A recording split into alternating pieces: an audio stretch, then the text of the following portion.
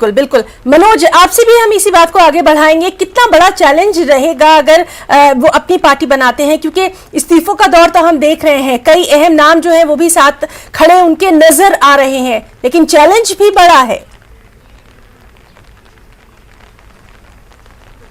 Challenge उनके सामने बहुत बड़ा है, क्योंकि सबसे पहले ये देखना होगा वो इस बात को लेके आगे बढ़ेंगे कि आखिर कांग्रेस में से कितने लोग उनके साथ हैं और उन लोगों का ग्राउंड लेवल पे उनकी जो साख है वो किस तरह की है। अभी जो हमें इब्तिदाई तौर पे ऐसा लग रहा है कि काफ़ी लोग उनके साथ हैं, 20 से 25 लीडर शायद गुलाम नबी आज़ाद के साथ हैं, जिनके बलबूते पर वो एक पार्टी को कायम करेंगे, एक नई पार्टी बनाएंगे। लेकिन सबसे बड़ा सवाल यही होगा कि आखिर वो कैसे लोगों को ये समझाने की कोशिश करेंगे कि जब वो कांग्रेस में थे तब उन्होंने क्या किया, तब उनकी पॉलिसीज क्या थी, और अब जब अगर वो नई पार्टी बनाते हैं तो उसका मंशूर क्या होगा। क्योंकि गुलाम नबी आज़ाद को जम्मू और कश्मीर या ये यूं भी माने तो लद्दाख को भी एड्रेस करना पड़ेगा। तो ये एक बहुत बड़ा चैलेंज होगा उनके लिए कि आखिर वो अगर कोई पार्टी फ्लोट करते हैं तो उस पार्टी का एजेंडा क्या होगा, क्योंकि वो सिर्फ कश्मीर सेंट्रिक पॉलिटिक्स नहीं कर सकते हैं, वो उन्हें जम्मू के लोगों को भी, चिनाब वैली के लोगों को, लद्दाख के लोगों को भी ये मैसेज देना होगा कि ये पार्टी जो है ये सब लोगों को रिप्रेजेंट करती है और उनके जो जायज सियासी हकूक हैं उनको दिलाने की कोशिश करेगी। अब अगर कांग्रेस पार्टी की बात करेंगे, जो मौजूदा अगर कांग्रेस देखें तो कांग्रेस पार्टी का ज्यादा जो असर है वो जम्मू डिवीजन में है, चाहे वो जम्मू डिस्ट्रिक्ट के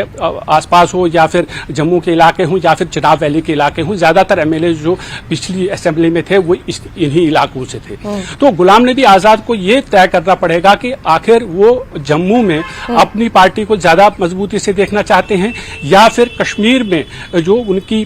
जो साख है या जो वहां के लोगों के जो मसाइल हैं सियासी, जो उनका नजरिया है उसको वो कैसे बैलेंस कर पाएंगे। ये एक बहुत बड़ा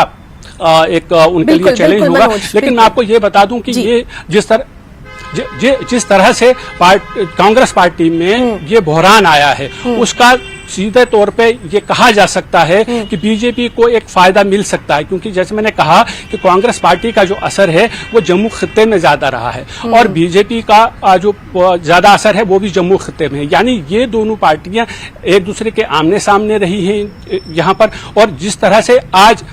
ये सिचुएशन जो कांग्रेस पार्टी के सामने आई है उससे साफ तौर पर यह कहा जा सकता है कि बीजेपी को फायदा मिलने वाला है। कि जैसे हमने रविंदर रैना जो बीजेपी के सदर हैं जम्मू कश्मीर के, तो उन्होंने जो बात की गुलाम नबी आजाद के हवाले से, तो उनका ये कहना था कि गुलाम नबी आजाद को इतनी रेस्पेक्ट नहीं दी गई है। यानी वो कोशिश करते हैं कि कांग्रेस पार्टी के अंदर जिस तरह के हालात हैं, आग लगी हुई है उसमें घी डालने का काम कर दीजिए, और जितने भी जी बिल्कुल मनोज, तो बयानात तो सामने आ रहे हैं, ट्वीट भी लगातार सामने आ रहे हैं और लोगों के रिएक्शंस भी लगातार सामने आ रहे हैं। आपसे भी हम तमाम तर चीजें अपने दर्शकों तक पहुंचा रहे हैं। परवेज, फौरी तौर पर आपसे जानना चाहेंगे, अभी हम शबीर और मनोज हम लोग बात कर रहे हैं पॉलिटिकल पार्टीज की, पहले ही वहां पर पॉलिटिकल पार्टीज मौजूद हैं और एक और नई पार्टी बिलफर्ज अगर बन जाती है तो उसके सामने कई अहम चैलेंजेस रहेंगे। लेकिन उससे कहीं ज्यादा क्या आपको वाकई में लगता है कि अवाम जो है अपने आप को जोड़कर महसूस कर पाएंगे, अपने आप को जुड़ा हुआ महसूस कर पाएंगे, क्योंकि ऑलरेडी वहां पर इतनी सारी पार्टियां हैं रियासत में?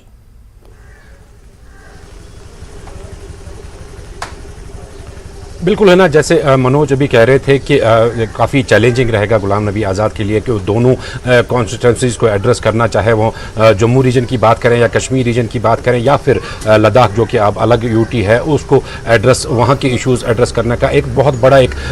चैलेंज रहेगा। लेकिन एक बात ज़रूर है कि अगर गुलाम नबी आज़ाद कांग्रेस से हट जाते हैं जो कि अब साफ आया है, उसके बाद कांग्रेस की जो पोजीशन है यहाँ कश्मीर रीजन में वो पहले से भी काफ़ी ज़्यादा वीक हो जाएगी, क्योंकि गुलाम नबी आज़ाद के हामी अभी भी बहुत सारे हैं यहाँ कांग्रेस में। हमने देखा कि काफ़ी सारे लीडर्स जो हैं वो खुल के सामने आए और उन्होंने बोला, लेकिन जो गुलाम नबी आज़ाद के जो अपोज कर रहे थे वो लीडर्स उन्होंने चुप्पी साध रखी है। वो सुबह से ना हमारे फ़ोन कॉल्स ले रहे हैं और ना भी मीडिया के सामने आ रहे हैं। तो ऐसे में साफ एक पिक्चर नज़र आ रही है कि अगर गुलाम नबी आज़ाद जब कांग्रेस का साथ अब वो छोड़े जा रहे हैं तो कश्मीर रीजन में जो है कांग्रेस को एक बहुत बड़ा दचका लगेगा। जहां तक गुलाम नबी आज़ाद का एक नई पार्टी लॉन्च करने का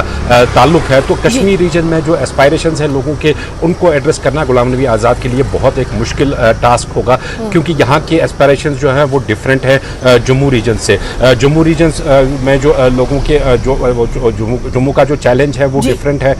गुलाम नबी आज़ाद के लिए, और यहाँ पे कौमी दायरे से थोड़ा हट के उनको एक चैलेंज यहाँ पे सामना करना पड़ेगा, खास तौर जो कुछ मखसूस इश्यूज हैं उनको लेके जो लोगों की यहाँ पे राय है उस पे खरा। लेकिन अगर दूसरी ओर अगर हम बात करें जो गुलाम नबी आज़ाद का प्रीवियस रिकॉर्ड रहा है डेवलपमेंट के हिसाब से या करप्शन को खत्म करने के लिहाज से, उसके हिसाब से अगर जी बिल्कुल परवेज, और हमारे तीनों साथी जो हैं वो लगातार हमारे साथ बने हुए हैं, तमाम तर अपडेट आप तक पहुंचा रहे हैं। बहुत बहुत शुक्रिया अदा करना चाहेंगे मनोज, शबीर और परवेज, आप तीनों का। फिलहाल रुकना चाहेंगे एक छोटे से ब्रेक के लिए।